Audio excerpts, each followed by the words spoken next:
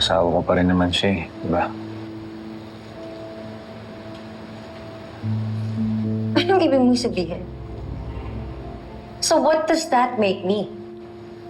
Nakalimutan mo na ba? Na fiancé mo ko?